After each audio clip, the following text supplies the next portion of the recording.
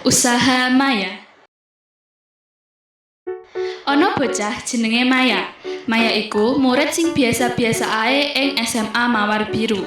Nilai sing dioleh mesti ngepres rata-rata. Padahal Maya nduweni impian kanggo kuliah. Maya ngerasa minder lan ora percaya karo awake dhewe yen wonge bakal iso ngeraih impiane. Ing dina pelajaran matematika, Cah, dina iki ibu bakal mbagekake tugas praktek matematika. Tugas iki bakal nentokake nilai akhir awakmu kabeh lan bobote dhuwur. Hah? Apa iki? tugas nopo, Bu?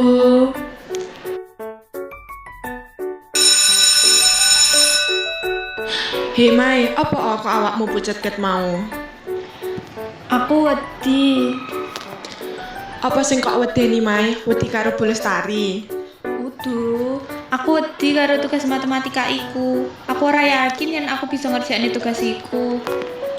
Ora usah wedi Mai, garapen ae sak isomu. Aku yakin Bulestari malah luwih ora seneng yen awakmu ora nggarap toh. Iya sih, tapi nilaiku pas-pasan kayak ngene iki. Ayolah Mai, awakmu mesti iso. Lagian iki yo kesempatan gaya awakmu oleh nilai sing luwih gedhi ketimbang ndek mben toh. Sawise mulai sekolah, Maya langsung mlebu kamare. Maya njajal maca soal iku. Aduh, kok angel tenan sih soal iki? Aku ora mudeng. Nanti tengah wengi, Maya ngerjakne soal iku. Kabeh cara wis dijajal Maya supaya bisa ngerjakne soal iku. Duh Gusti, akhirnya rampung. Wis kebengen iki. Ya wis lah, aku kudu ndangake turu. Sesuk isuke,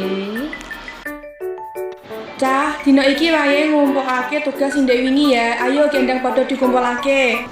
nggih, Bu. Niki tugas kula, Bu, sampun. Iya, matur suwun Mai. Nggih, Bu. Sawise tugas diklumpukne lan dicocokne, Bulestari mbagekake tugas-tugas iku menyang murid-murid maneh. Selamat ya Maya, awakmu wis usaha kanthi tenanan kanggo ngerjakne tugas iki nganti rampung. Nilaimu iki ya asil saka usaha lan semangatmu. Semangat terus ya, Nduk. Alhamdulillah, matur suwun sanget, Bu. Ora iso dipungkiri yen usaha lan semangat saka awake dhewe iso gawe asil kang becik lan patut dibanggaake.